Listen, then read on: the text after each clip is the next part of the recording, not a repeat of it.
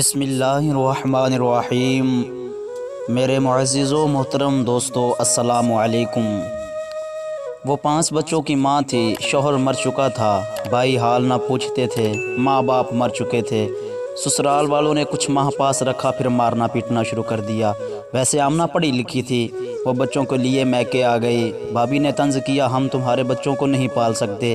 آمنہ بچوں کو لے کر کہاں جاتی؟ شوہر کے مرنے کے بعد تنہا ہو گئی تھی، کوئی حال پوچھنے والا نہ تھا۔ بچے بھوک سے بلکنے لگے، بچے کھانا مانگتے تھے، لیکن آمنہ کہاں سے لا کر دیتی؟ پھر کسی نے کہا وہ فلاں حاجی صاحب بہت رحم دل ہیں، ان سے مدد مانگو، تمہاری مدد کریں گے۔ آمنہ ان کے پاس گئی۔ حاجی صاحب ہاتھ میں تسبیح پکڑے بیٹھے ہوئے تھے۔ آمنہ نے سلام کیا۔ حاجی صاحب آہستہ سے بولے، خیریت سے آنا ہوا؟ آمنہ اپنا دکھ سنانے لگی۔ حاجی صاحب مسکرائے، اچھا آپ کو پیسے چاہیے؟ کتنے پیسے چاہیے؟ آمنہ روتے ہوئے بولی، بس اتنے کہ میرے بچے روٹی کھا سکیں۔ حاجی صاحب نے اشارہ کیا، ادھر آؤ۔ کمرے میں لے گئے۔ حاجی صاحب آہستہ سے بولے، یہ لو 20,000 اور رات کو چکر لگانا یہاں۔ آمنہ حیرت سے بولی، کیوں آنا ہے رات کو؟ حاجی صاحب مسکرائے، سمجھا کرو نا، ہر ماہ تم کو 20,000 دیا کروں گا۔ حاجی صاحب معاشرے کے گندے بھیڑیے تھے، آمنہ سب کچھ سمجھ رہی تھی۔ پیسے حاجی صاحب کو واپس کیے اور گھر چلی گئی۔ بچے بلک رہے تھے، بھوک سے تڑپ رہے تھے۔ آمنہ زمانے کی جانب دیکھ رہی تھی، سب مطلب کے پجاری تھے۔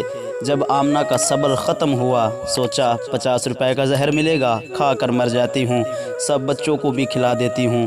کچھ پیسے پاس تھے، ہوٹل سے کھانا خریدا، زہر خریدا، کھانے میں ملایا، گھر چلی گئی۔ اب بچے جھگڑنے لگے، پہلے میں کھاؤں گا، پہلے کھانا مجھے دو امی۔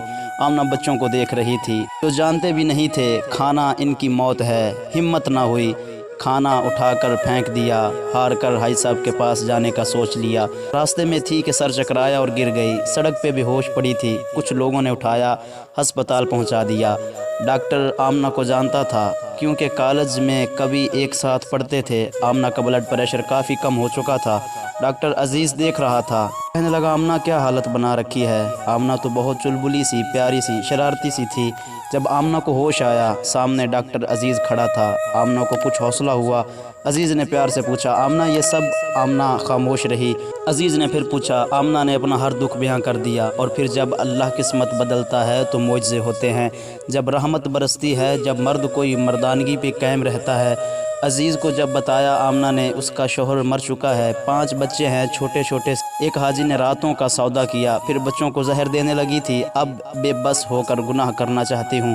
عزیز مسکرایا، آمنہ آؤ میرے ساتھ۔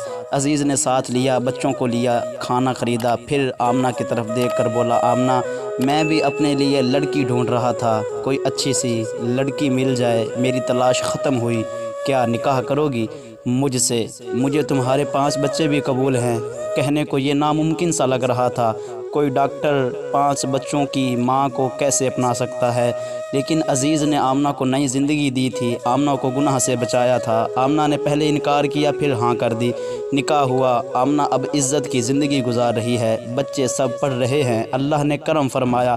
عزیز نے اپنا ہسپتال بنا لیا۔ عزیز نے اپنے حصے کی انسانیت نبھا دی تھی، اس نے مدد ہونے کا حق ادا کر دیا تھا۔ عزیز نے ثابت کر دیا تھا، مرد ڈھال بھی بنتے ہیں۔ عزیز نہ اپناتا آمنہ کو تو شاید آمنہ یا تو بازار کی رونق بن جاتی یا بچوں سمیت خودکشی کر لیتی۔